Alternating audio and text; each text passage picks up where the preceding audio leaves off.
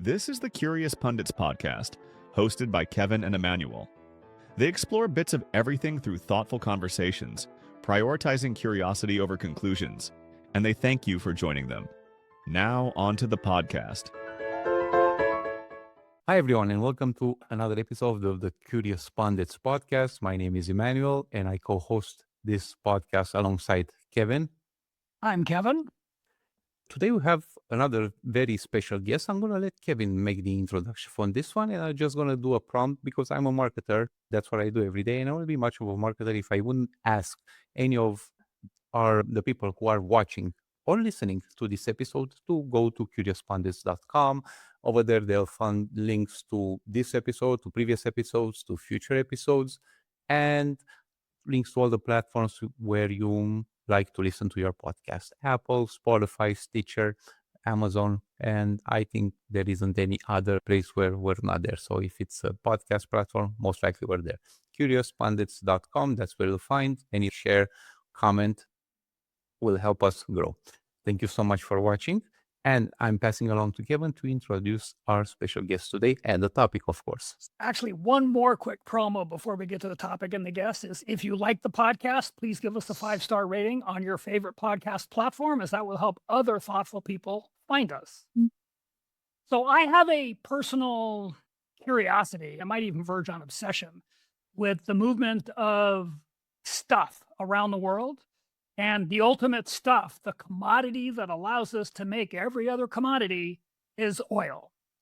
So right now there's a oil shock related to the hostilities in the Persian Gulf. And of course, that got me thinking about the future of energy. So the framing for this episode is efficiency versus resiliency. And today's guest has a strong background on that. His name is Wesley. I may pronounce your last name incorrectly, and if I do, I apologize. Is it Herche? Herche, yeah, you got it. You nailed it. Good job. Dr. Wesley Herche. And at this point, please introduce yourself. Yeah. Hey, everyone. I'm Wes Herche. Thanks for having me on the show. Appreciate it. Yeah, I come from a background of being a former intelligence officer for the U.S. government, and then transitioned to my career to energy and sustainability as an energy executive for renewable energy infrastructure, for supply chain decarbonization, and some related topics that I've worked on at a number of companies, including Arizona State University, Boston Consulting Group, AWS and Amazon, and more recently, Prologis. And yeah, excited to be here and dig into these topics. I've also been maybe borderline obsessed with what powers the world and how things move around and how we enjoy the sort of life that we live and what underpins that and how we can better shape that. So yeah, excited to dig into that.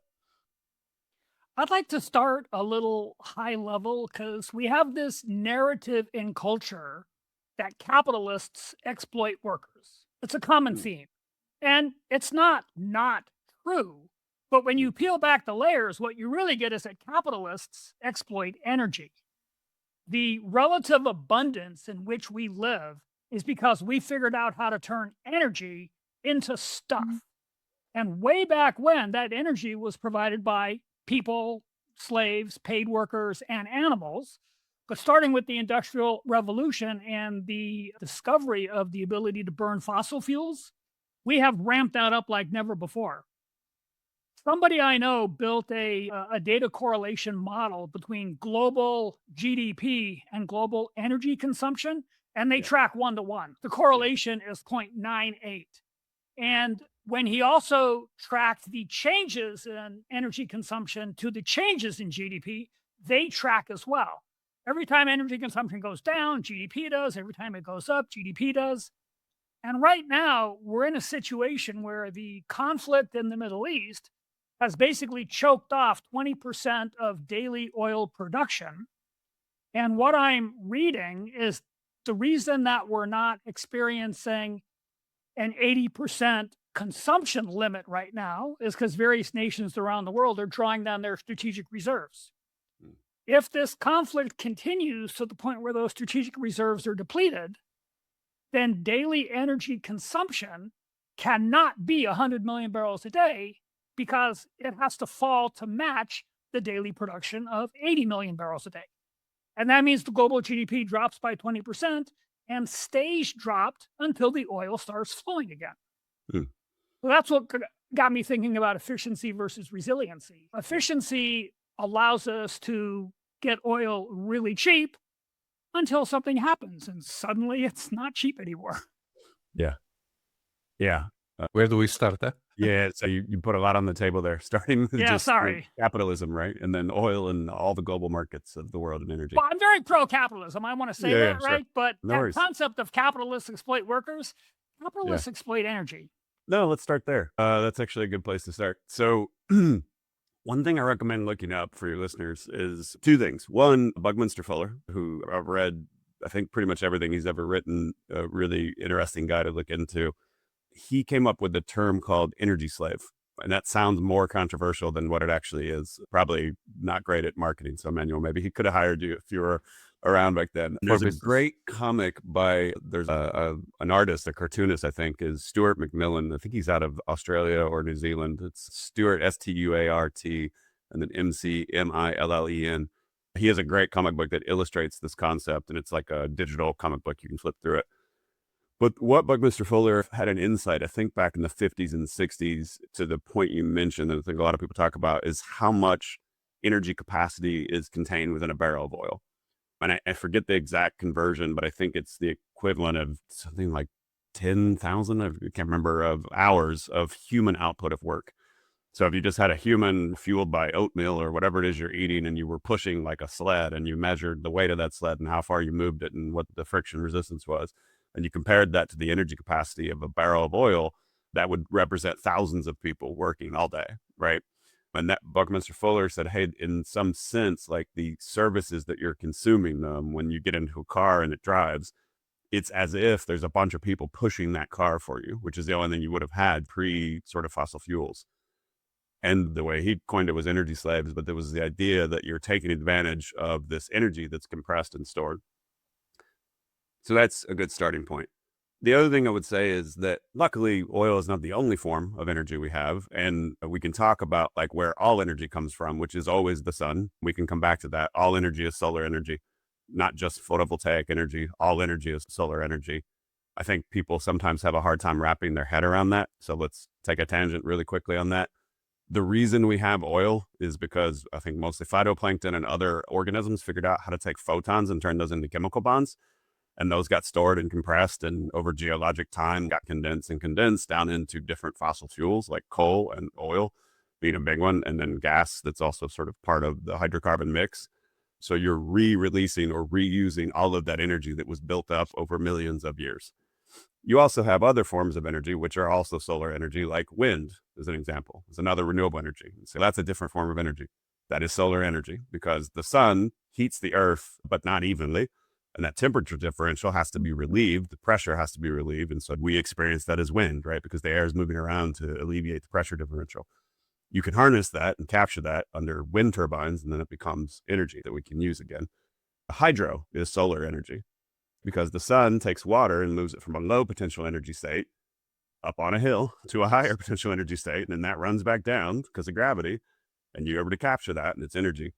Some people always like to have a gotcha and say, what about nuclear? It's because the isotopes that we use to extract nuclear energy were formed in the accretion disk when the sun was forming, and that captured in the Earth's crust, which is just a little part of the sun. We're able to extract that through fission. So nuclear energy is solar energy. They say, what about fusion? That question occurred to me, so thank you for answering it in advance. I always get it. So what about fusion, though? It's because you're recreating the sun on the surface of the Earth, which if we can do, that's great. I always figure we have a stable fusion reactor. It's been stable for 4 billion years. It delivers, 100,000 or 10 million times more energy than humans will ever consume. So some other stats is there's enough energy delivered in 8 minutes to power the entire Earth for all human energy use on the surface of the Earth, just from the sun, to power all human energy use for a year. If you ran that clock forward for about 4 days, that represents all the energy that is in the Earth's crust and fossil fuels. So all the known strategic predicted reserves anywhere that even can theoretically be harvested, you get that in about 4 days of solar, right? So we have plenty of energy, to be clear. We are using energy that's been trapped in the Earth's crust through these processes over geologic time. And that's great because, to your point, there is a direct correlation, right? Where you see, let's measure GDP over hundreds of thousands of years. and it's flat for about 300,000 years, Yeah. right? And then it goes directly vertical. Yeah. And that directly vertical happened with the discovery of fossil fuels, right? Because we were able to finally capture all that energy that had been stored up, that energy bank and stored up and stored up. But I think Charlie Munger made a really good point on this when he compared fossil fuels to the black soils of Iowa. He said, hey, that is a national treasure in whatever country you're in, right? And he was like, and his view was he's not interested in depleting that as fast as possible, just like you wouldn't be interested in depleting the soils of Iowa as fast as possible, because there's a lot of use that comes out of that. And we think a lot about powering an automobile or some other forms of energy. But to your point with oil, it touches so many things and produces so many things that we would use. I think when we have other forms of, say, the energy services that we need that we can get from other sources when it comes to powering a home, moving a car, moving a lot of light manufacturing and other pieces, as many of those as that we could move away from that really precious energy resource that took a very long time to build and has all of these other uses and is immensely fungible, you would want to save that. Coming back to, and I'll close with this, Buckminster Fuller again made a point that if you actually calculated, and this was, I think, I can't remember when he said this, maybe 1965, the value that you're actually deriving from, say, a gallon of gasoline, or I think he was talking about a gallon of gasoline. He said that should cost about $300,000 per gallon, right? That's how much energy you've stored up over time in there. And then how much in terms of if you converted that directly to, I think, whatever minimum wage was at the time for physical human labor, we're probably not pricing that correctly. So, and then we see that in the way we do currently. And I don't know that we should price it at $300,000 a gallon, but I think as we have many, and I don't want to call them alternatives because I don't think they're very alternative anymore when they're supplying like major portions of power and other sort of energy sources and energy services. We have other forms of energy, then let's allocate and use those in a way that makes the most sense and also minimizes the most negative externalities. So to your point, the crisis in the Strait of Hormuz shutdown over the last 6 weeks is a great time to be thinking about that, right? Because it says, well, that thing you were going to think about later, or remember the sort of simmering obsession that you had, like that's becoming like a topic now that we need to deal with today. And then, by the way, we see the ramifications of this, right? Like in terms of the amount of uptick that we've seen in solar, in EVs, in heat pumps, in any type of electrotech has skyrocketed in the last 3 months, right? Ever since the Strait of Hormuz was shut down, because to your point, people realize, oh, wait, we've taken so much of our economy and tied it to one thing, which again is incredibly powerful. So it makes sense. But should we be thinking about how we diversify that? And does that give us more resilience against when you have these shocks? We have a bad habit of not learning from our past mistakes. And I'm going to use a different manufactured item to illustrate the point. So about 10, 12 years ago, a hurricane came through the Caribbean and the United States ran out of intravenous bags. So the connection was, it turns out almost all of the intravenous bags manufactured in the United States are manufactured on the island of Puerto Rico. And when you combine that with a hurricane, shut down the factories, and our addiction to just-in-time inventory, the U.S. hospital system had to ration intravenous bags for 4 or 6 months until the factories could be reopened and production could be ramped up again. Guess where we still manufacture intravenous bags, right? So why we didn't learn a lesson in resiliency and maybe open factories in Iowa and North Dakota, I don't know, but we didn't, right? We're just obsessed Capitalism. with I have the the answer. lowest Capitalism. possible cost per intravenous bag, right? Capitalism is the answer because it didn't make sense economically to put a factory in some other place. Yeah, and if we can get a bit philosophical, the answer, I think, to your question is a systems dynamic answer, right? So one, let's recognize, two, just as a side note, Puerto Rico doesn't just produce intravenous bags. It produces an incredible amount of pharmaceuticals and medical equipment that I think is underappreciated by the rest of the United States. So I want to get that on the table for one. And these kind of shocks make that sort of very relevant, right? And present.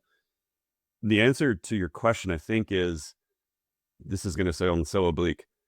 I've never liked the expression, like people go around, say, in a neighborhood and there's a few old houses, right?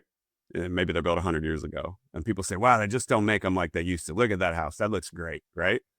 And so it's sturdily built, well done, good craftsmanship, blah, blah, blah. And we romanticize that. And do you know why?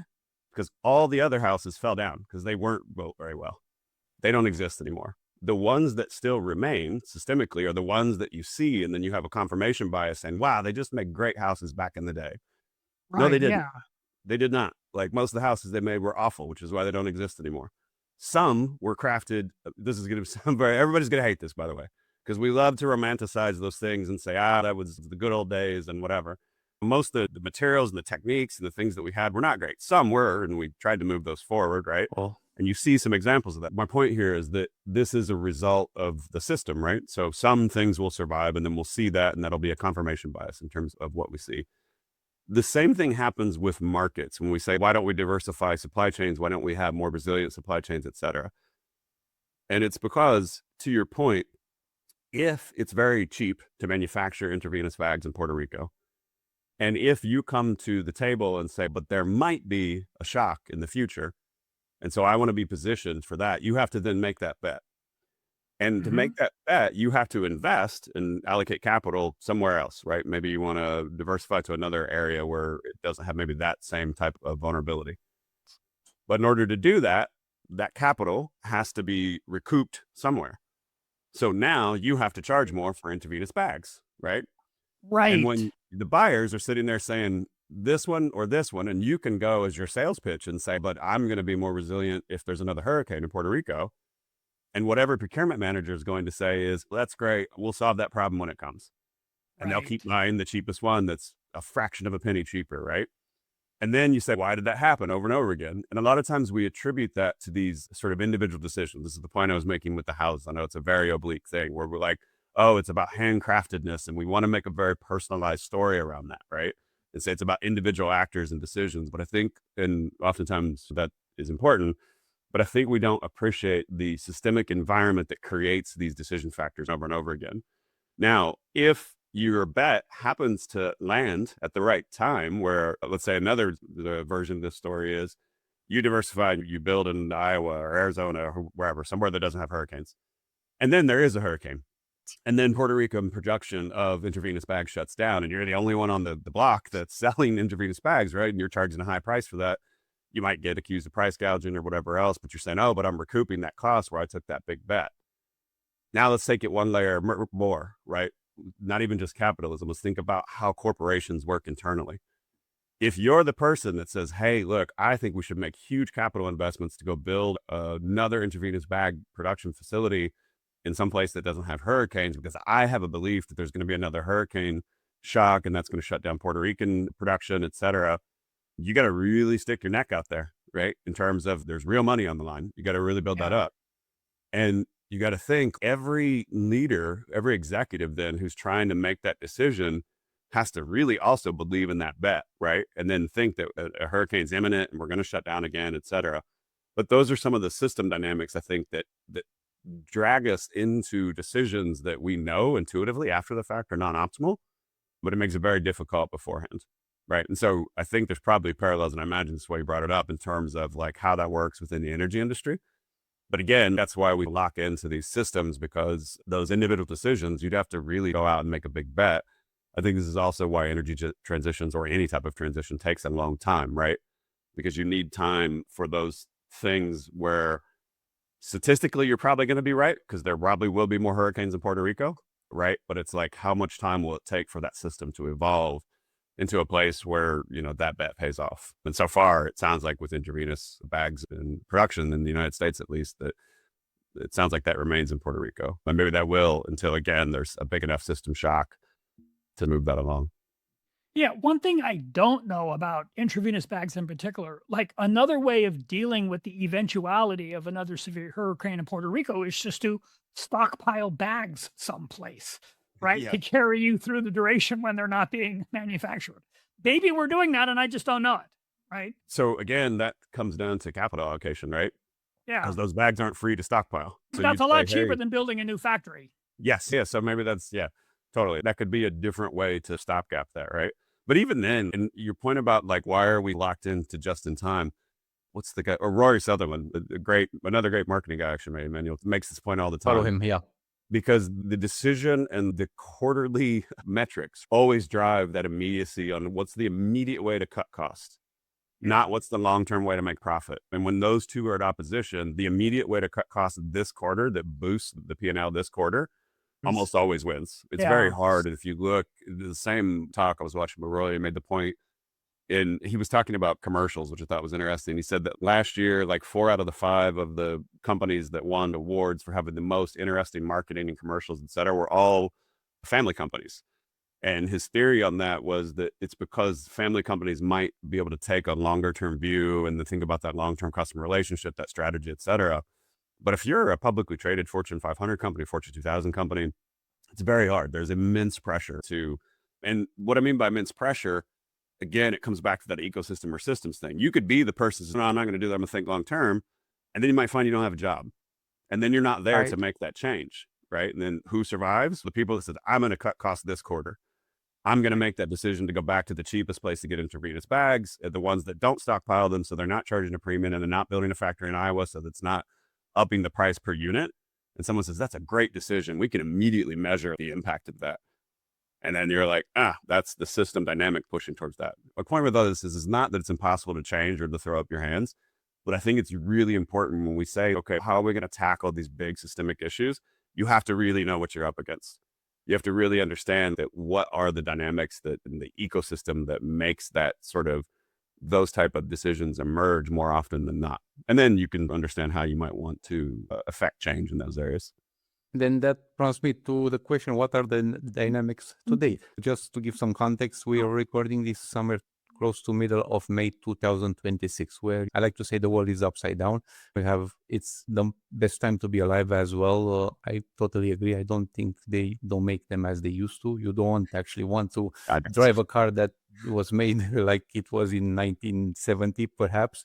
Yeah. The design, might be nostalgic to it, and some of them look cool, but the mechanism, I'm pretty sure that 80% of today's drivers won't be able to drive it out of the park. But given all this, and also say, moving back to energy consumption, what are we doing globally and also locally, if that may say? You're in the US, Kevin is in the US, I'm in Canada.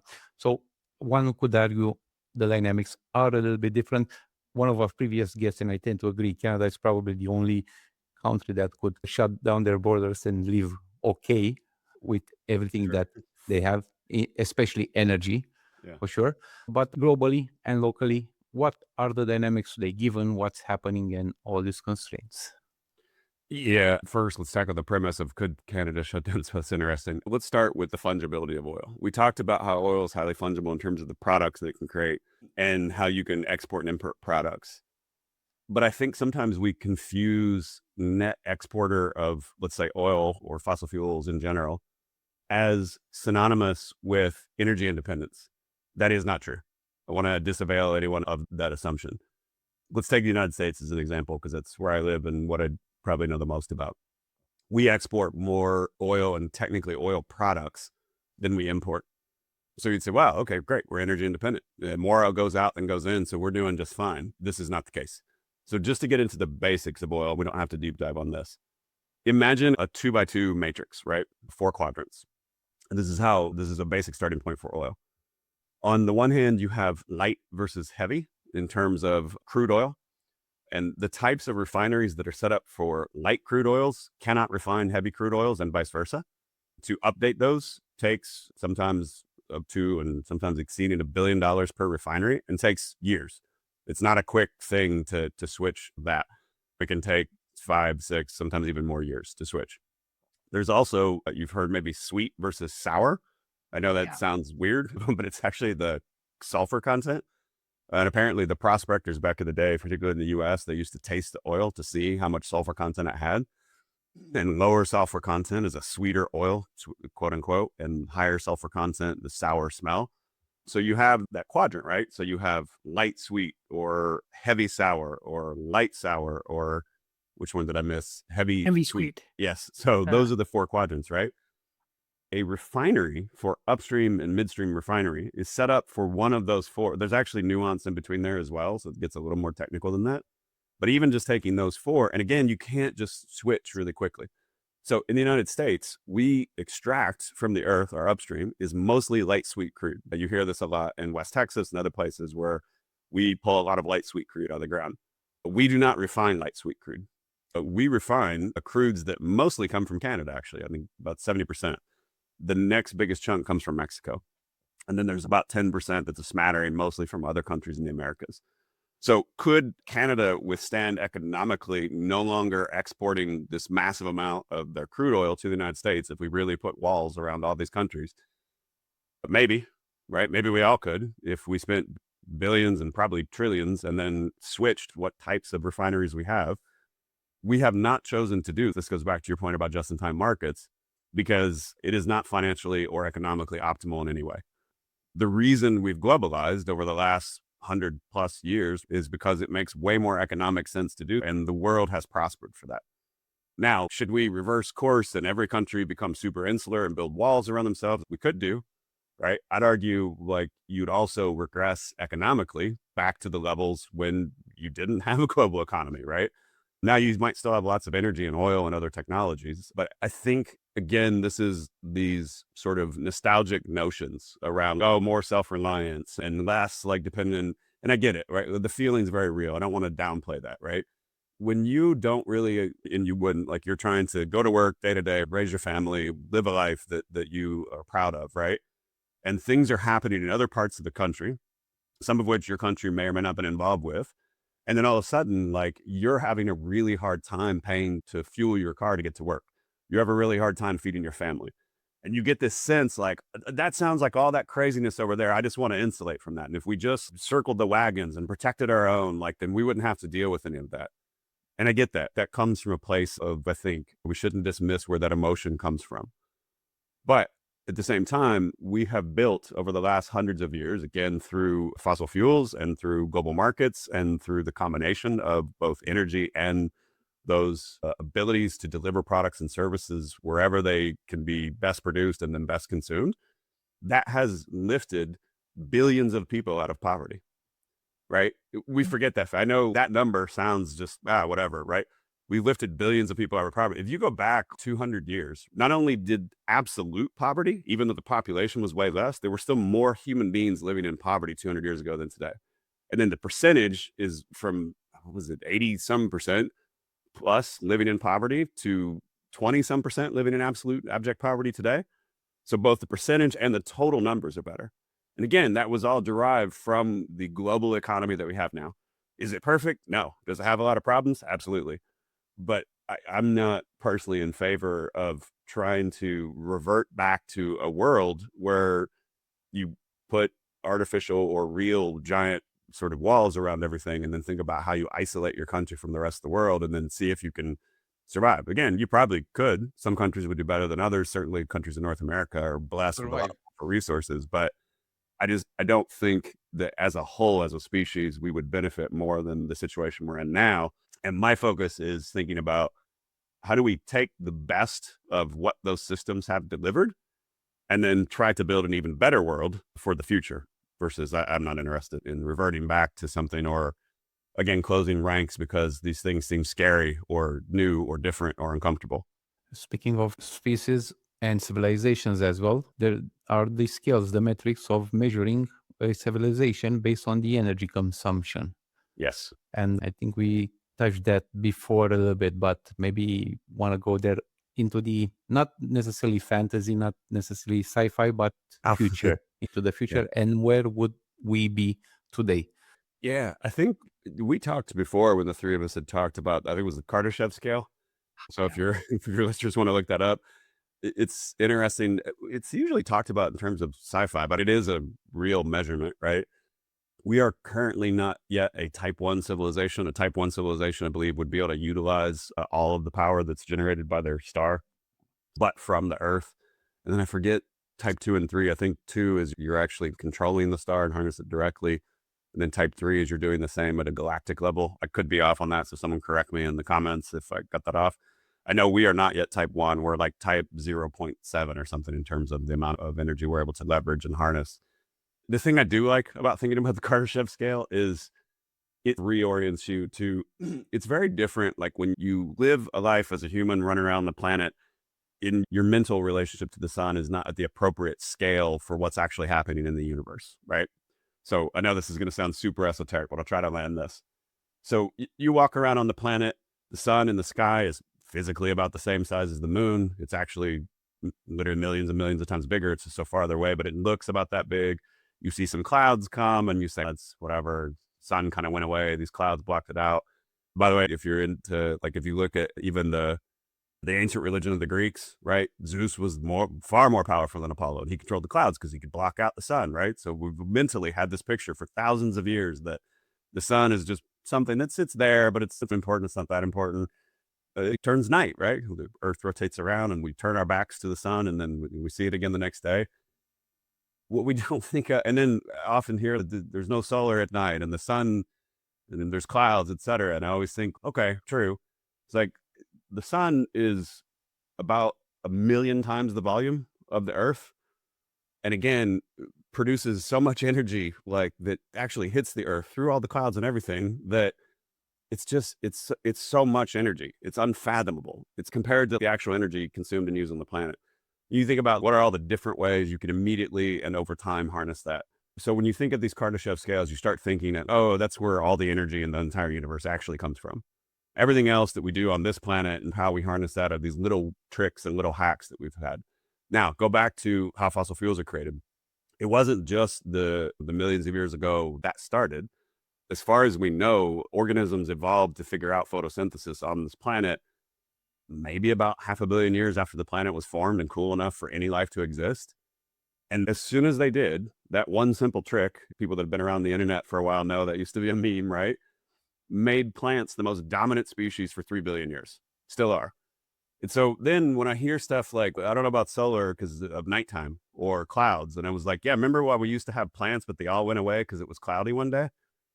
No, there's plants all Yeah, over that the earth doesn't for a happen. reason, right?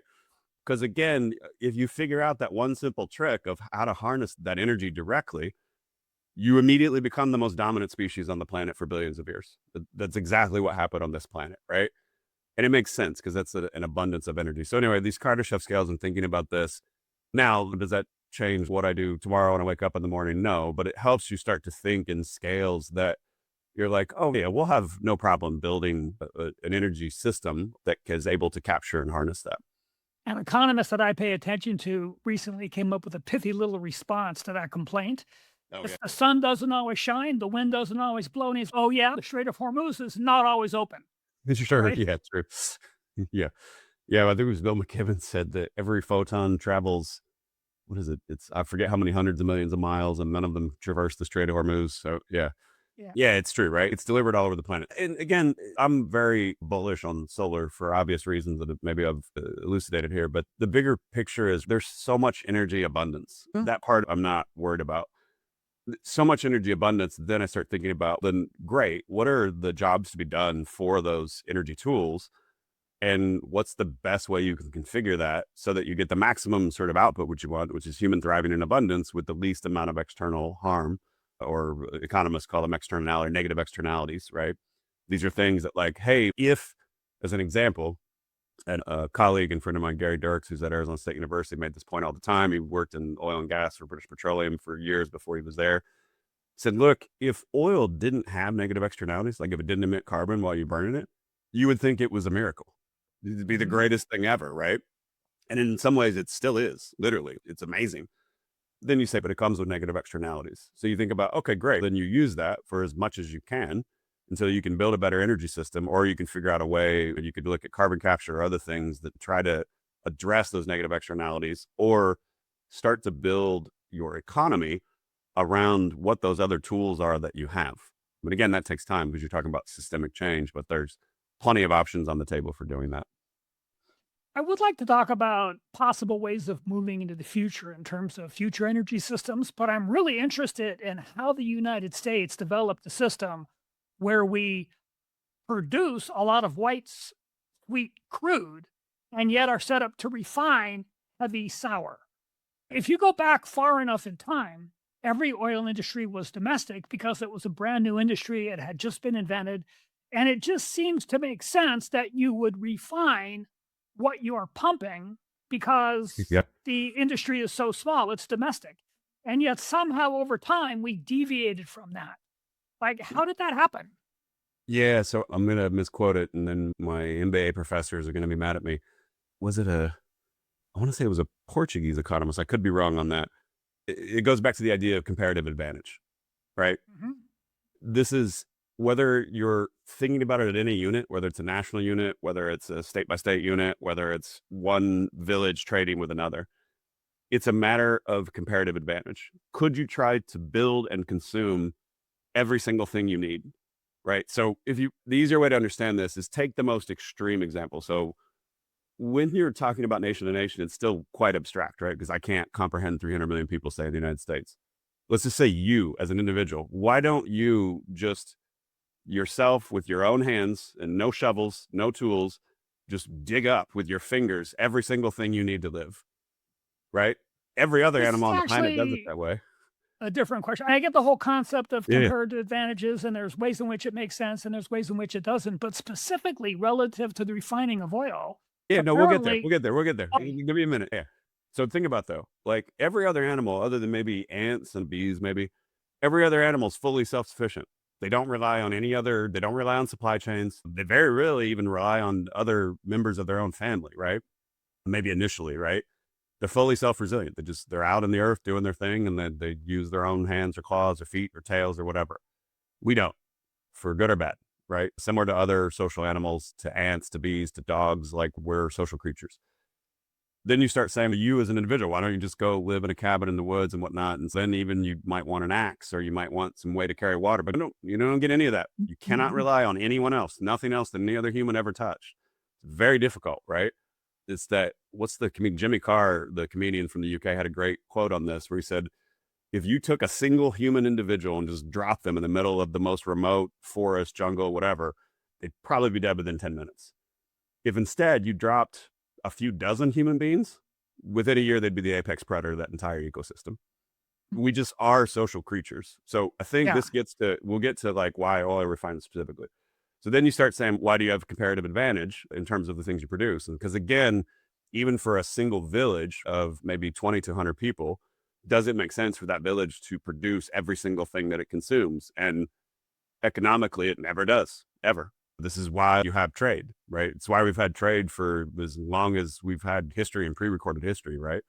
And then you get to, okay, then that starts to answer the question of what were the forces that drove us to extract light sweet crude, but then refine and import other types of crude and export.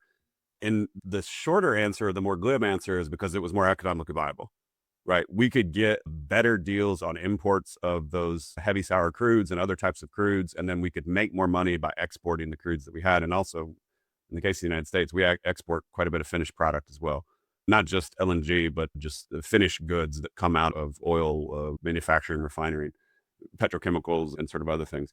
I'm not an oil historian, so there's probably like some very good data points around why the specific decisions were made at each key point. And probably, I'm sure it ties back to the oil barons of the United States. But if you look at a sort of bigger picture macro level, I think there's always going to be that force. And we said a lot of these answers can be explained through understanding the systemic and ecosystem forces that drive them. There's always going to be pressure to do that because there's always going to be comparative advantage. And again, where you draw that system boundary can be different depending on what works at that time. But I think it's going to be very hard if you started over from scratch and then you said, let's rerun this whole simulation and see if it came out that way again.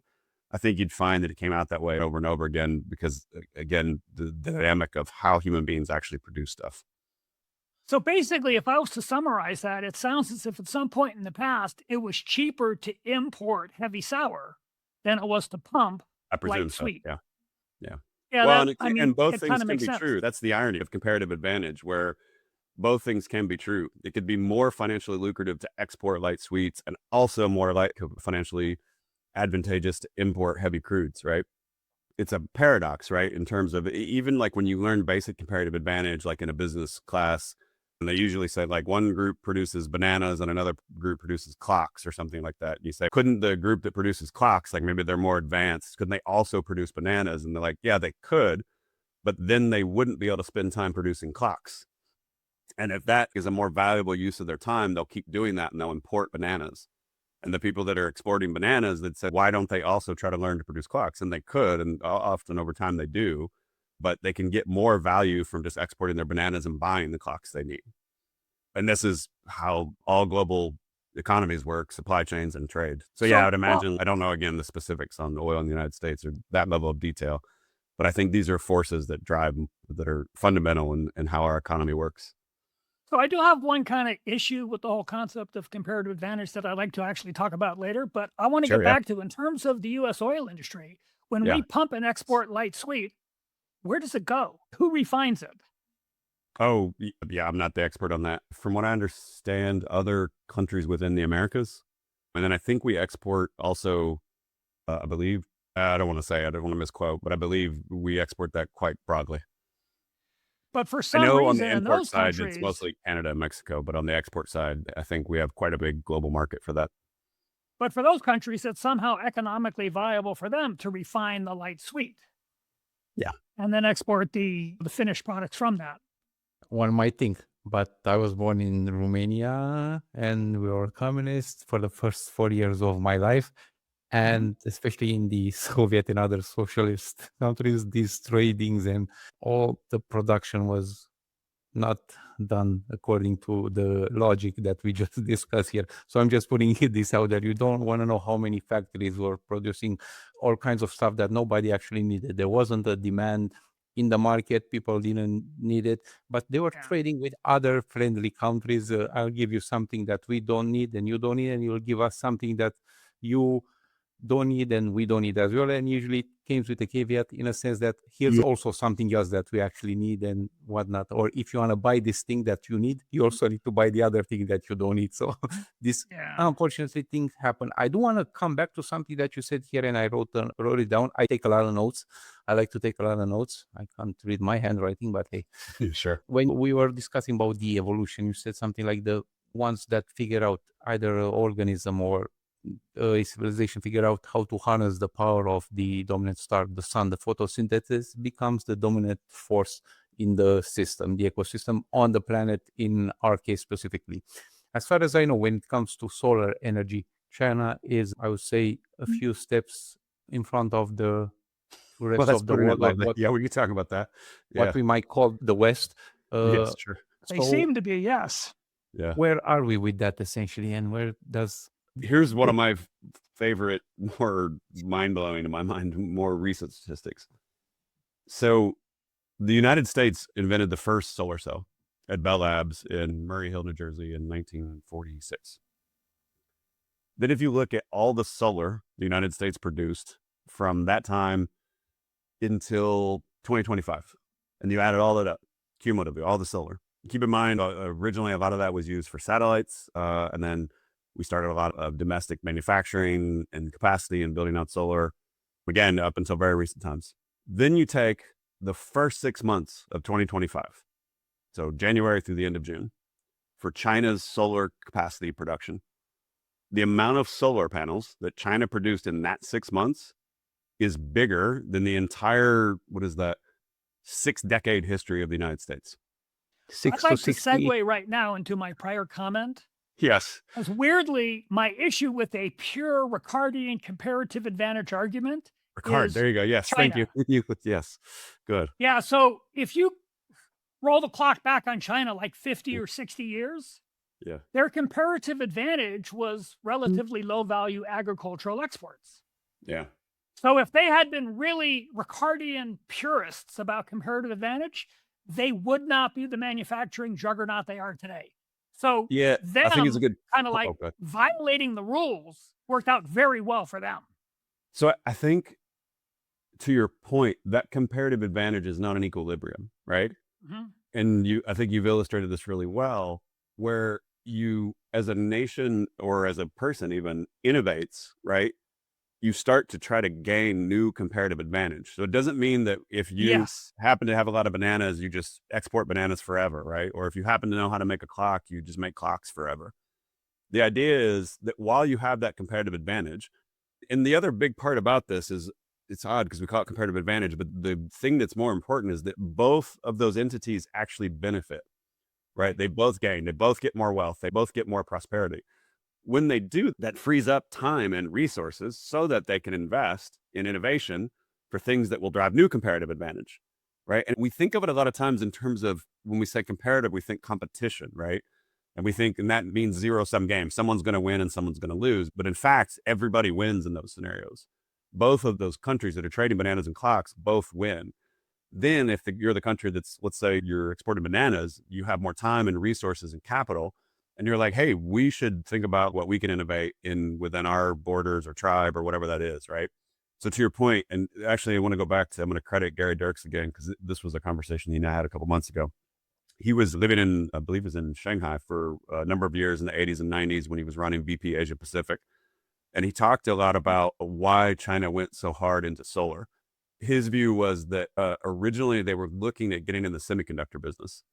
And it's basically a play for silicon wafers. At the time, it was very difficult for China to produce silicon wafers at the quality level that was needed and expected in the world. So they weren't able to get that comparative advantage. But it's actually much easier to manufacture solar panels out of silicon than it is semiconductor wafers. The technology is similar, but the level of engineering and precision is much, much higher for computation than it is for solar energy extraction. Right. And they kept developing, particularly within the provinces, the ability to produce solar panels. That capacity grew and grew. There was a couple reports that came out last year. I know Ember re-reported this. I can't remember who the original report came from. That the total national investment in China to produce the sort of solar juggernaut that exists today there was about $50 billion. That number is a lot for us, I imagine, unless I happen to be talking to multi-billionaires on the other end of this call. It's for me, I'll say. But for a nation, especially for a GA nation or a G20 nation, 50 billion is nothing. That's basically a rounding error. That's the level of national investment it took to build the national capacity. Now, that doesn't mean that was all the investment that was made in solar, but that was where the government is incentivizing different ways from, again, R&D or other tax incentives, like other ways they're trying to build that capacity up. A relatively really small investment. And then I'll go back to what that ultimately, in addition to being innovative and having an export-driven economy, where you're able to produce now more solar panels in 6 months than the entire 6-decade history of the country that invented the solar panel. That's so shocking for one, but phenomenal in terms of the output. But for me, again, because I don't think of it in terms of competition, I think of it in terms of that should be a wonderful sign to anybody else that's thinking about what do we do about domestic manufacturing or building a resilient energy infrastructure and economy. It's like you have lots and lots of viable alternatives. Now, if you look at those exports, China is now doing the same thing with electric vehicles. China exported more electric vehicles, just exports, just electric vehicles, than what the big three United States auto manufacturers produced last year. Yeah. Right? Just EVs, just exports. The level and the scale there is phenomenal, but I think that's because the opportunity is phenomenal. To come back to, again, pulling in these seemingly sci-fi things, but they don't sound so sci-fi anymore when you're like, remember, this organism that figured out how to harness that power directly became the dominant form of life for 3 billion years. Right. When nation states start to think about, hey, like, how do we start to take things that are free and abundant and harness those directly? By the way, China still has oil, to be clear. They still import a lot of oil. They're still building coal-fired power plants. Yes, they are, although that has decreased significantly. Yeah. And then their total emissions have actually plateaued and are starting to decrease now as well. But my point is, like, you have lots and lots of tools to work with and to build. And at national scales that are relatively affordable to build that capacity. And now you have an export market and the ability to buy those commodities very cheaply in order to continue to power things with zero fuel cost technologies. So again, I take a hopeful or optimistic view on that, where I'm like, look, we have the capability to start to harness those things, and that won't happen evenly all over the world, but it's happening. My follow-up question is, what do they do with all those panels, the solar panels? They produce in 6 months as much as for the past 60 years, the country that created them. They use it internally? How I never Yeah, both. China. So both installed, deployed internally, and the biggest solar exporter in the world. If you think about, again, the think tank Ember out of the UK has done some really good reporting and research analysis on this. If you think about, okay, let's pull back again. we talk about oil, or we talk about megawatt hours, or we talk about BTUs of natural gas, et cetera. These are energy inputs. And a lot of times those are primary energy inputs. No human ever consumed a barrel of oil, right? We don't directly consume oil. We don't directly consume gas. We don't even directly consume solar for that matter. We want energy services, right? We don't think about it or talk about it that way, but this is what we want. We want to be able to move our body or goods or other things from point A to point B. We want supply chains that deliver and compile different components into devices and things and services that we want. These are useful energy services, right?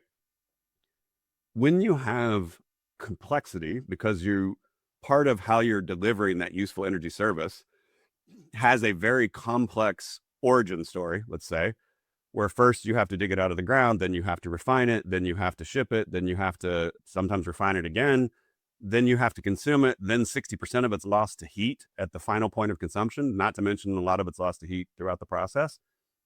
That's a wildly inefficient system. We are very fortunate that we're alive at a time when we can afford to be so wildly inefficient because all of this energy has been stored up over millions of years, right? But when you start to look at, okay, how can we be way more efficient in how we're consuming those final energy services or deriving those final energy services from sources that are abundant and direct? The more sort of pragmatic or Main Street way to talk about this is most of those things that the other portions of electrotech that aren't solar and wind. So electric vehicles, which are basically just batteries on wheels, batteries themselves, heat pumps, etc. That's the handshake. You say, okay, you have a generation capacity that can take a zero fuel cost source of energy and start to produce lots and lots of electrons cheaply and abundantly. If you do nothing other than that and just power your light bulbs, that's great. That's one way to do it. And that is a conversion from fossil fuels because you would have had to burn a lamp in order to get that light. Now you're getting it from a incandescent or LED bulb. But you think, how many other things can you electrify? And you start thinking about it on what are the actual services that you need. You need heat, right? That's a basic human need. There are ways to get that from fossil fuels. There are ways to get that from electrified sources, electrotech sources. You need propulsion or mobility. So you need the ability to move yourself or other things from point A to point B and C and D and E. And then you need electricity for light, for computation, for other things that you would have. As you start to electrify more and more of those things, you're not doing it just because there's less emissions and less carbon footprint, et cetera. You're also doing it because now you can directly couple yourself to that source of energy that has zero fuel costs and doesn't transit the Strait of Hormuz and is not subject to supply chain shocks, et cetera, because the sun just always delivers. And you say, okay, as you're doing that, you think about when you plug that into every single portion of your supply chain to manufacture any good or service, you're making every single tier of that supply chain more and more efficient, more and more cost effective, so that it's harder and harder for anybody else that's not doing that to compete on the price of those delivered products and services. So in answer to your question, Emanuel, yes, they're deploying a lot domestically, they're exporting a lot, et cetera, because both China and countries that they're deploying solar to or selling solar panels to realize, oh, we can get more and more derived energy services directly by doing that. A good example of this is Pakistan, which I've written about.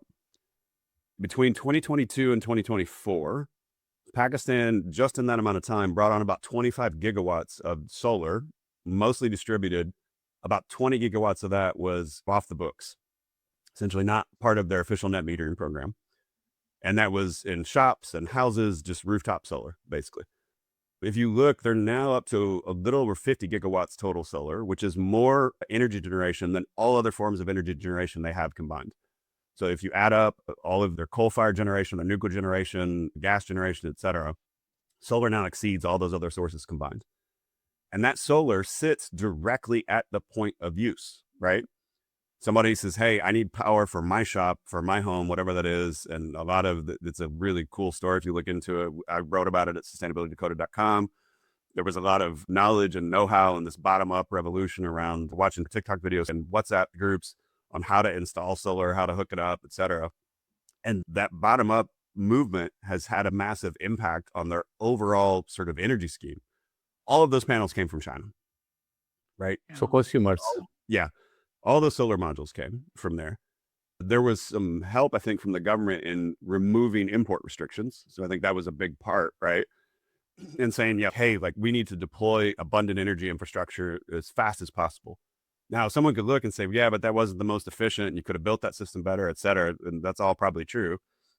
But just allowing that to happen, again, created this massive movement because it's really hard to compete with zero fuel cost. Right. And when those technologies that can harness that are the cheapest form of energy generation on the planet, it's very hard to compete with that. And now I think that will continue. We are And it, now producing, what did we produce last year? 800 gigawatts of solar and wind. I think we'll probably be producing a terawatt per year if it's not next year, probably by the end of 2030.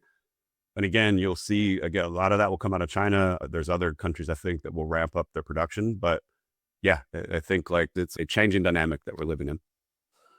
and it seems to me that another potential advantage of what you were talking about is the closer you can put the production to the consumption of electricity, the less you have to spend building out the grid. Much simpler, yeah. Yeah, Yeah. and there's a lot of questions, right? A lot of good system engineers are working on, we still rely on the grid for backup power, where in most parts of the world we do. What do you do with all the capacity? There was a great story that came out actually over the weekend about there was so much battery storage capacity that was deployed in California that now there's some, I think it was 80 different gas peaker plants that the way the headlines wrote it was they were displaced or taken out. But that's not true. They're actually still sitting there. They're still sitting there and you have to make capacity payments for those. Right. And I think we're going to struggle, and a lot of grid operators are going to struggle to think about like how much backup and reserve do we need? Like how resilient can these systems be? We've learned a lot from Germany over the last 15 years. There's a lot of questions, right? So it's not that this is a solved problem for sure, but certainly from the perspective of the person actually directly benefiting from the energy service, yeah, it makes the most sense, right? Which is again why when the Strait of Hormuz crisis happened, and it's been happening, you start to see the surge, not just in interest, but in purchasing of electric vehicles, of both commercial and residential solar, because people were saying, hey, I want to have more direct control over the energy services I consume. Now, I think you don't see a lot of grid defection. I don't think I've seen numbers on that, right? So there's still a huge benefit in being tied to that larger construct, but starting to take a more active role in thinking about how was not Alan Watts, who was the gentleman who came up with coined the term prosumer? Alvin Toffler, sorry, Future Shock, who coined the term prosumer, where you're doing more and more prosumption, right? Where you're producing the thing that you're consuming. I think that trend will probably continue for a while. I think there's still going to be a huge benefit in terms of having that greater interconnection on the power system and on the fossil fuel system for that matter. But again, yeah, like it's just, I'm trying to figure out a way to succinctly capture it. And I'm struggling a bit with words, but I think it's more around energy sovereignty, right? Like we're starting to take a much more thoughtful approach at a national scale, to the point you've made several times, at a local scale, and even at a personal scale, where we're thinking much more about what is my relationship with energy in the world, and then realizing like how, it's the point that was made at the beginning of the show about how, I don't even want to say directly tied, how these two things are one and the same between energy and human thriving and prosperity. We passed the 1 hour mark. Don't want to close this, and I'll move along to Kevin as well, because he had a few comments, but I don't want to end this without touching a little bit on nuclear, because especially I'm in Canada and they're promoting a lot downtown Toronto, posters and even on screens advertising nuclears and so forth. There's a couple of companies in the US that are producing some modular, smaller scale nuclear reactors. I think they're about to deploy out of the first one in Romania somewhere, either NuScale or Oklo from California, publicly traded companies as well. So definitely, as we know, it's clean, cheap. Those are the main arguments. And I tend to agree. So I wouldn't want to end the conversation without touching a little bit on that as well. But also Kevin may have to add to that. Before we get to that, I want to talk about two things. One is something I know something about, and the other is something I want to ask about. So the thing I know about is there's electricity production, distribution, consumption is very heavily regulated. So if you want to update the way the system works, you have to update the laws. So something really interesting in my mind is happening in California, and I don't know if it's happening elsewhere, where there's at least one company who is an electrical producer who will come to you as a homeowner install a solar system at your home that they own, and they purposely size it to be larger than your household needs. You get preferential rates for the electricity because it's on your home. And then whatever excess is available, they sell it to the power company, who in turn sells it to other people in the neighborhood. Yeah. And their aggregate electrical production is all of these residential and potentially the occasional commercial rooftops spread out throughout the state of California. That's just an interesting approach to what you were talking about. Yeah, you see those, and you see those at the commercial scale too, in terms of community solar. I've heard differing views on this in terms of should you be able to monetize your own rooftop or should someone else? That's probably a different debate and interesting. And you see the same argument being made for battery storage is a big one in terms of having different battery storage devices that are at your house, but maybe participate in on an opt-in basis in a virtual or client market. Yeah. Is the segue into my question. Yes. Right. The question is, in terms of a transition of energy, if we're going to go deeper into solar, are industrial scale batteries a part of the future energy transition? And if so, how's that going? Yeah, I think so. I just mentioned the case in California, right, where so much battery storage, utility scale battery storage has come online. I think my numbers are a little out of date, but I think for a while in the US, we were deploying about 5 gigawatts per year of battery storage. That's only at the utility scale. I don't have good numbers on what that looks like at the commercial and residential scale, but absolutely. I think unequivocally battery storage is a key unlock for any energy generation source. Because even if you say, I want to do all firm power, so all geothermal, all nuclear, all coal, let's say, right? Because it's just steady and just produces all the time, and that's great. But the problem is humans don't consume at steady rates. So I always liken this, and maybe this is also a segue into the nuclear question of, if I had a sandwich shop, and I said, I feel better just producing 100 sandwiches an hour, every hour. I don't care if there's people here or not. That's what I want to produce. And so the market doesn't care what you want to produce. Humans don't eat 100 sandwiches an hour at 2 a.m., right? People get hungry for sandwiches at lunchtime and dinner. And so you probably should think about how you're going to produce more sandwiches then, or how you're going to store more sandwiches that you produced at 2 a.m. and that you can serve somehow effectively at lunchtime the next day, right? So we don't consume 24/7 at peak, right? So then, regardless of what your energy generation system is, I think battery storage becomes an absolutely critical point because you need that flexibility. Battery storage also does a lot of things I think that are maybe it's less known for in terms of grid stability and regulation and voltage regulation. There's a bunch of and synthetic inertia and a bunch of other things that battery storage does that plays a critical role. So yeah, I think that's going to happen. And I think similar to solar, I think it's also going to continue at all scales. I think we're going to continue to see huge rollouts of utility scale battery storage, residential, to your point, and commercial scale as well. Nuclear? I'm interested in nuclear as well. Sure. I'm definitely not a nuclear expert. I don't have a lot to say on it. I have not seen nuclear I think it struggled with affordability. So I know we talk about it's clean and cheap. I don't know where the cheap comes from. That is just factually not true. It's the most expensive form of energy generation in all of human history. I think there's a pretty clear track record on that. Yeah. It also is somewhat interesting in that a lot of people have heard of Moore's Law that was popularized around how semiconductors get cheaper the more you produce. It was initially stated in terms of time. I think it was like half the price every 18 months. That's a derivation of something called Wright's Law, which is the more you produce of something, the cheaper it tends to get. And everything has a different sort of factor in terms of what that learning curve looks like. And so you see that with solar, that with wind, you see it with battery storage. You see it with any technology, typically.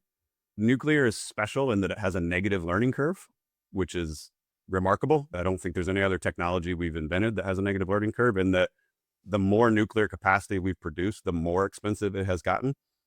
I've heard a bunch of theories as to why that is. I'm agnostic to whether or not those theories are correct or not. I've also seen a lot of enthusiasm for small modular reactors. Again, would be great if someone actually figures out how to invent that and deploy it. So far, that has not happened. There is no SMR currently active anywhere on planet Earth that I'm aware of. Also, like every other forecast for nuclear said that the way you're going to get the cost to come down is to do exactly the opposite, is to go much bigger because you can get economies of scale. So now we're saying two things at once, that we're going to get cheaper nuclear by going bigger and having less regulation, just saying, everyone's scared, so we'll just do more and more of it. But also we're going to do SMRs. All that said, I'm happy to be wrong on nuclear. If everything I said, someone points out and says, no, actually they have deployed SMRs and it's cheap. And actually in deregulated markets, we have produced more nuclear and it's getting cheap. Great. I hope it happens.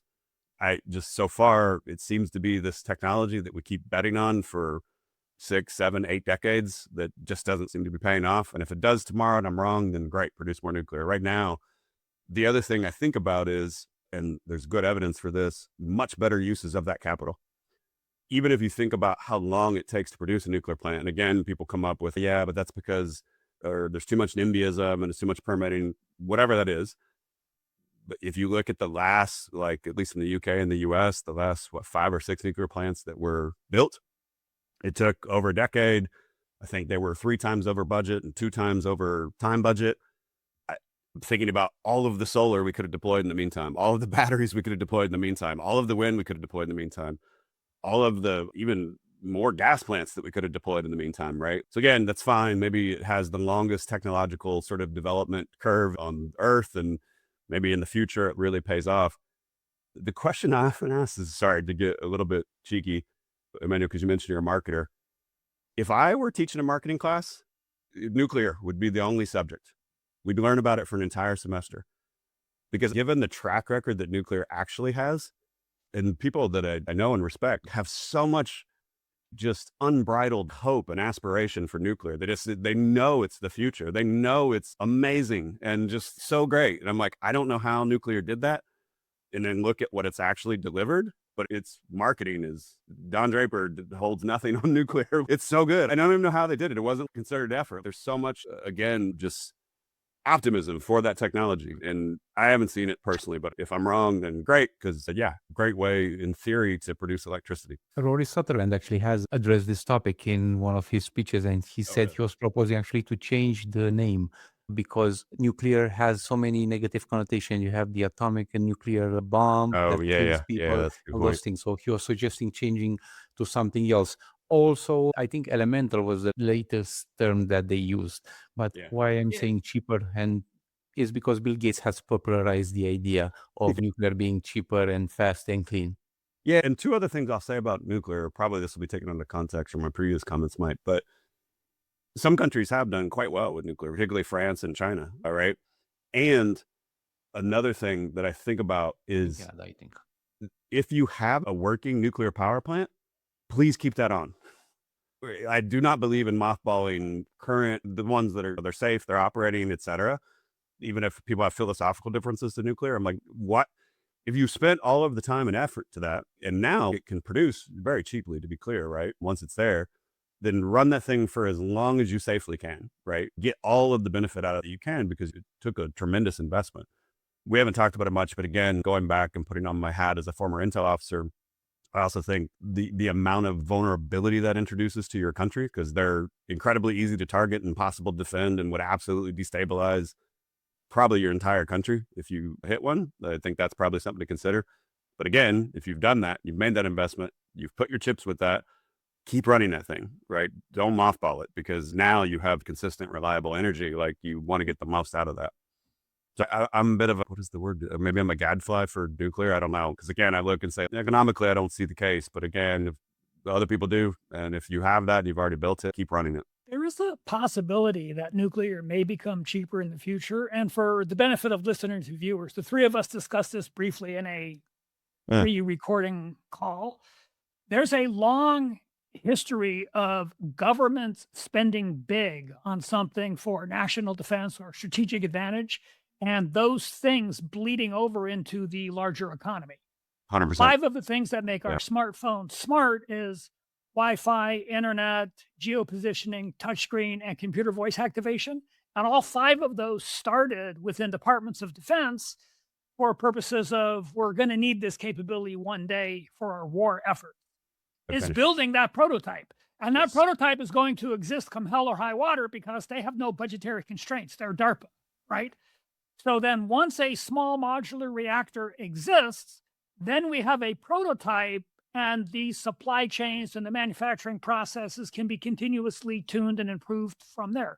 We'll have a baseline, if you will, of what it costs. And the typical trajectory is once that happens, from that point forward, it starts to get cheaper. So it Yeah. could happen. Yeah, no, I agree. And your point about government-funded R&D, I think, is a really critical one. And this actually ties back to the very beginning of the podcast, right? When you're asking like, hey, why is the supply chain for intravenous bags not more diverse and so tied to Puerto Rico? And I said, that's because people are trying to make quarterly numbers, right? DARPA doesn't have to make quarterly numbers. Right. That's the big difference, right? I know for a fact their budgets are unlimited. I used to work in that space and have done DARPA-funded research, but they do have budgets, right? And what they don't have is quarterly reporting. Now, I think what makes the U.S. sort of innovation ecosystem really work is that you have both of those things happening at the same time. I don't think you want to run your country the way like a DARPA research project or DARPA research funding, but I think you definitely need that as a component because then you can do this sort of base level R&D that the market wouldn't find a way to immediately reward, like especially within the quarter, and would therefore make it difficult to have that innovation ecosystem. I used to work for President Michael Crow, who's president of Arizona State University. He makes this point, oh, I got to do it like he does. He always holds up his iPhone and he talks about like there are over more than 100 different patents, different university laboratories, government laboratories that produced and invented different things that went into this that were enabled Apple and Android and other companies to compile that and leverage that together into a product that we could sell and that has become integral to our lives, right?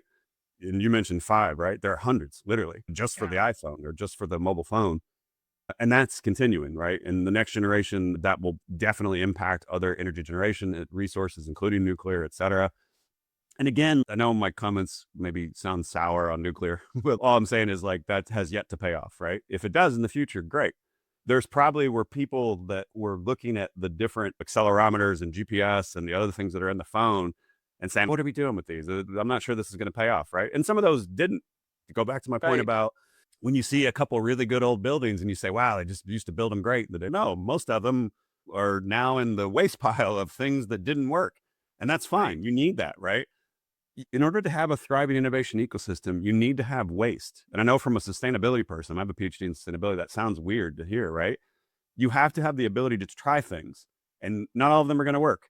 And so again, with my comments on nuclear, I think maybe not working the way we thought, but again, maybe we just needed to try all those different things to figure out a way that it does work and it's economical and it delivers and then great. And then I'll be like, hey, yeah, but I didn't see that coming, but I didn't see the iPhone coming either. So what do I know? But you have to have those different people with different sort of views that have different ways that they're trying to drive innovation and they have the space to try things and some of them work and some of them don't.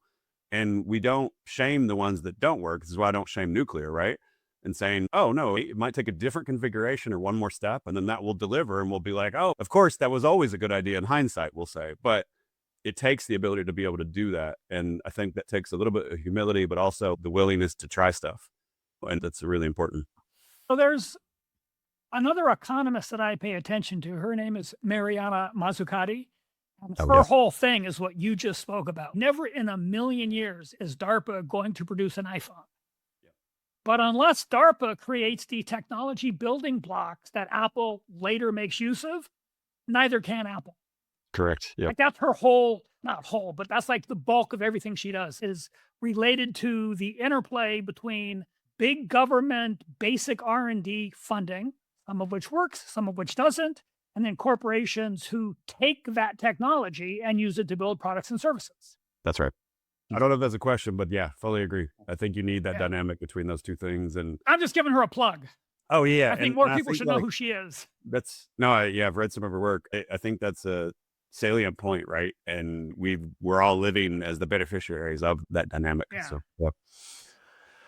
I do want to invite Wes again to be open to come as a guest again to one of our episodes, perhaps in a couple of months, year, who knows? We'll see how the feedback comes. Maybe we'll have a lot of questions and saying, Wes, you're so wrong about this or I'm sure. Yes, that. Please tell me.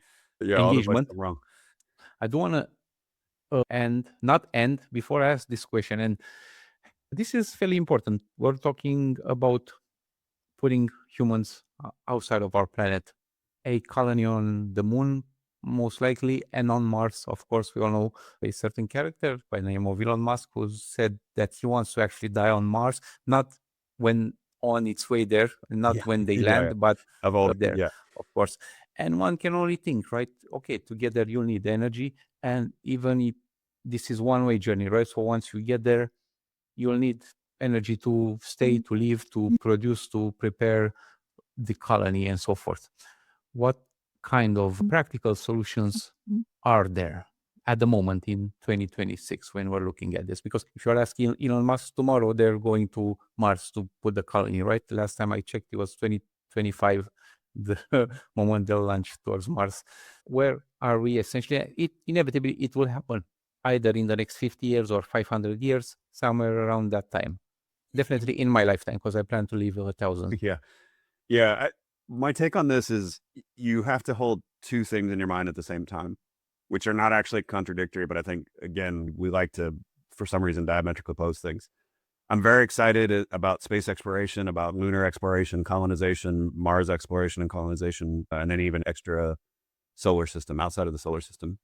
At the same time, I think the thing that makes that work is making sure we take care of spaceship Earth, right? And I'm not the one who coined that, but I think that's a good way to look at how we take care always of our homeworld in order to produce the innovations and the things that we need to reach further and even to the stars. And yeah, I'm bullish on both. Let's say this will happen sometime soon. What kind of energy source would you need? And there's many theories out there being harnessing solar from the space with all the panels that can be used to actually navigate the vessel with humans inside and so forth. And I'm assuming some batteries would be an important component in all these schemes. The robots definitely would help because they can carry more and don't need oxygen and food and all the other stuff, but they need power. So in that context, briefly, from a more experienced energy expert, what should the layperson know?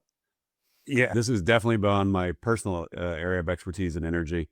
To the point we made earlier, right? The way to think about stars, the way I like to think about stars is the engine of the universe, right? So if you have these little points, these little clusters of gravitational compression that are producing immense amounts of energy, the one that we have closest to us is our sun. I fundamentally believe that will provide and has provided all of our energy needs for the foreseeable future. I think that'll be true on this planet. I think it'll be true in space. By the way, that so far, that has always been true in space. Every satellite that we've ever put into orbit is solar powered. I don't see that changing anytime soon because why would it, right? There, you don't have to worry about clouds or daytime, nighttime cycles, right? Refuel it with oil. Yeah. Now, if you're literally trying to make your way to Pluto and beyond and outside, we've not reached that yet, right? I think Voyager's the man-made object that's now furthest away from our planet. And I think that's still well within the boundaries of our solar system, right? That's also solar powered, to be clear. So I think that will be the sort of dominant form of power and energy consumption for some time. And if we develop other ways, again, through fusion or other more exotic ways to produce energy, then great, that hopefully will propel us even further. I don't know that there's much pragmatic like advice I could give on that, not my area, but yeah, I'm optimistic and hopeful. I think like a lot of people are and excited about what that will bring. I think this ties back to a point Kevin made too, that I think it's worth touching on one more time. When you have particularly R&D and even for corporate R&D as well, and you have innovation, people say, what did the space race give us? The space race gave us the microchip for one. That's how we landed on the moon. We had to figure out how to compact all that computation into smaller and smaller spaces, which eventually created the microchip. I think that's a pretty important thing that I use every day, right? We're using it to have this discussion right now. Anytime you're pushing towards innovation and R&D to dream big about what life is going to be like for us in the stars, on other planets, et cetera, you also get so much benefit that's derived from that. And secondary and tertiary, another benefit where, this ties back to all the things that we talked about. And you start talking about comparative advantage and how different people are taking different things and remixing things and creating new products and services, creating new ways for humans to thrive. That's an ecosystem that builds upon itself. We talk about the knee and the curve as from fossil fuels, but also I think of that as like a launch pad, right? Because now you have these thriving ecosystems of human ingenuity and innovation and invention. And I don't think that will stop. And to your point, Emanuel, I don't think that will stop even at the planetary boundary. And that's, for me, it's a little bit scary, if I'm being honest, but also very exciting. And so, yeah, again, not much practical takeaway, but I think a note for hope. Point of view. We had definitely at least an interesting, if not more, conversation. Yes. Thank you so much for being with us today and sharing all this information. I don't have anything to add at the moment, but Kevin, if you want to make a conclusion and leave the final word to our guest today, I'm going to make the prompt again to invite everyone to go to CuriousPundit.com, subscribe, share, and leave a comment. That will help us. Leave a positive review if you like it. If you didn't like it, don't leave us a bad review, essentially. But nevertheless, I'm going to pass it along to Kevin now. I don't really have any closing remarks. We meandered around quite a bit. And for what it's worth, much of that is on me. I do that, right? Yeah, that's okay. But I thought it was a very interesting discussion. Okay. Yeah. Where, if somebody wants to reach out to you, Wes, where's the best place to find you? Website, LinkedIn? Yeah, for sure. Connect with LinkedIn. If you spell my name, I'm the only one, so you'll be able to find me. And feel free to connect or reach out or follow. I also write for a newsletter that I co-founded called SustainabilityDecoded.com. So the piece on Pakistan, I did a piece on that, actually on Chinese solar. Interestingly, I was writing both a piece on China and Pakistan and was going to think of it as like a bookend. And this was all before the Strait of Hormuz happened. And I'd published the China one. And then the Strait of Hormuz crisis happened. And then I was like, I need to rewrite portions of this Pakistan one, because now all these things that have been building, I was like, oh, these are so much more relevant now. But I've been putting stuff out there. I mostly write on energy, write on some other sustainability topics. We also write a lot about people that are trying to navigate careers in sustainability, especially more junior folks that are newer to the energy industry or sustainability or decarbonization space. But yeah, otherwise, yeah, connect with me there, connect with me on LinkedIn, and pleasure to be on the show. I really appreciate it. And I love the meandering conversation and the variety of topics that we're able to bring in and weave in. The last thing I'll say about that is one of my PhD advisors, Dr. Mike Pascoletti, who's also at Arizona State University. He's one of the leading, foremost thought leaders on energy geography. So he's a geographer that is an energy expert, right? He has a class, he's taught it for decades, called The Thread of Energy. And it's exactly this point about how energy threads through all of these things because it's so fundamental to our lives. So the good thing is when you come on to a show like this, like you got plenty to talk about, right? From why are we trading oil the way we are to how soon are we going to get to Mars, right? And you're like, how could those things be related, right? It's that thread of energy that lets us have that broader conversation, which I think is cool. And happy that I got to have it with both of you. And we'll put links in the description on YouTube and on the website and everywhere else. Actually, can I close with one story that I heard from Rory Sutherland? Oh, yeah, absolutely. Like, yeah, why do we measure energy in horsepower? So James Watt invented the steam engine. Oh, yeah. He's looking around for who can I sell it to? And we had already started pretty extensive mining operations for coal primarily, going down into the ground. The problem with underground mines is they flood. So you need to pump them out. Right. So up on the surface, they had some kind of a mechanical mechanism where horses would be tied to these arms and they would just walk around in circles. Yeah. And that would activate the pump that would drain the mine. So when James Watt is going to sell his steam engine to these mines, the question they all had is, how many horses can I get rid of? That's why we measure energy in horsepower. Yeah. It's good. Yeah. At least it's hard because if you start talking about gigawatts and whatnot, it's so esoteric, right? So maybe horses is a better way to measure. That story just brings it down to something that the mine owners could definitely relate to. Yeah. Yeah. I think they had a really good insight there. That's probably something, and I'm just as guilty of this as other people in the industry. There's a lesson we can learn there about how to make these sort of big and complex problems land a little bit better with an everyday person's interaction with their world and their reality. But yeah. I can't find a better way to end this episode. Thank you so much. My name is Emanuel. My name is Kevin. Our guest was Wes. Hi, I'm Wes Herche. And thank you for listening. Thank you for listening to this episode. If you like the podcast, please like, subscribe, and tell others. Visit CuriousPundits.com to learn more and stay tuned for the next episode.